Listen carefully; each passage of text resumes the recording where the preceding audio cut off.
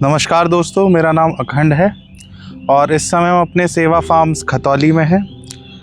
जैसे कि आप मेरे पीछे देख पा रहे हैं, हमारे इस सेवा फार्म या हमारे खेत का जो इकलौता आम का पेड़ था, जो इतना विशाल था कि हम सब जब भी आते थे तो उसके नीचे बैठ के हमने इस पूरे सेवा फार्म को डिज़ाइन, हम जब भी यहाँ पे शूट करते थे या कोई भी काम करते थे तो उस पेड़ का इतना बड़ा रोल था कि जब वो आज गिर गया है तो शायद अब हमें लग रहा है कि अब हम क्या करेंगे।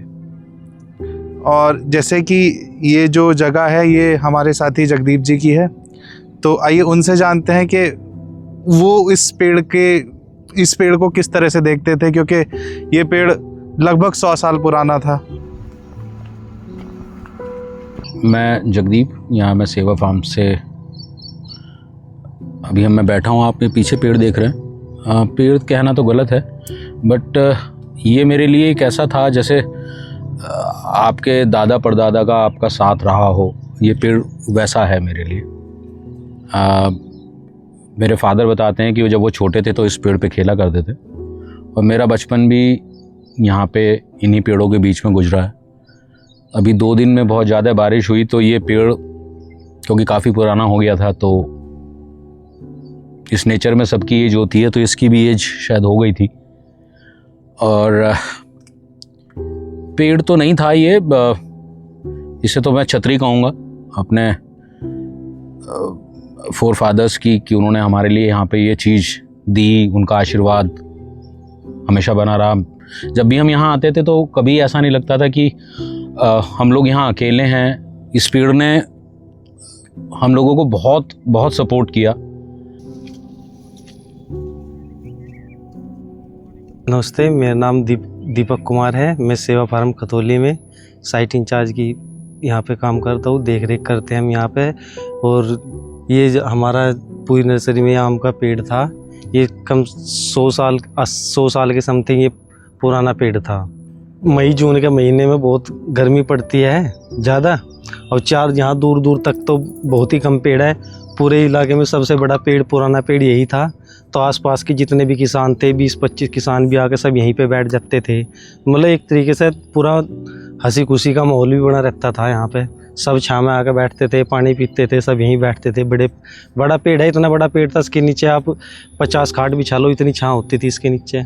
इसके नीचे बैठ के जो वाइब्स आती थी, जो पॉजिटिविटी आती थी, यहाँ पे हम जो सेवा फार्म में काम कर पाए, तो मुझे लगता है कि इस पेड़ का बहुत योगदान रहा। हम लोग इसके नीचे बैठ के बहुत मीटिंग्स करी हैं। पूरे सेवा फार्म को हमने डिज़ाइन किया है। एक अच्छी नर्सरी बनी है। हमारे यहाँ के सारे वर्कर्स जब रेस्ट करा करते थे, इवन खाना यहाँ पे खाया करते थे।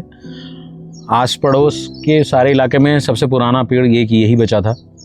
और इसका स्पैन इतना बड़ा था कि नीचे करीब करीब हम 40-50 खाट भी डाल देते थे, तो आराम से लोग यहाँ पे उसके नीचे आराम कर सकते थे।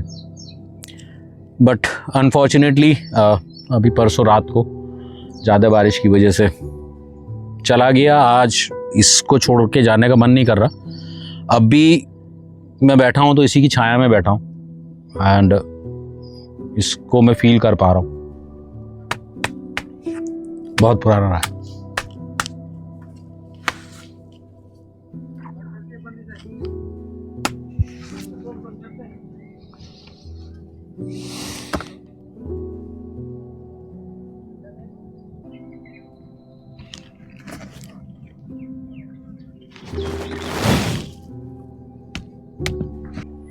एक बच्चे को पिता अपने बच्चे को धूप से, बरसात से, हर तरीके से रोकता है ना, तो उसी तरीके से ये पेड़ भी हमको उसी तरीके से प्रोटेक्ट करता था। हमें गर्मी होती थी, हम इसके पास में बैठते थे। हर चीज़ की हमारी वो करता था। बरसात में भी हम इसके, अब ये गिर गया तो मतलब ऐसा लग रहा है कि जैसे एक पिता होता है ना कि साया चले जाता है, तो ऐसे ही लगता है ये। अब सोचते हैं कि हम क्या करेंगे, अब दूसरा पेड़ लगाना पड़ेगा।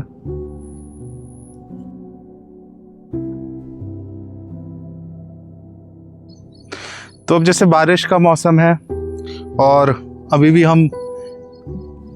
थोड़ी देर पहले धूप थी, तभी भी हम इसी की गिरे हुए पेड़ की छाया में खड़े हो पा रहे थे।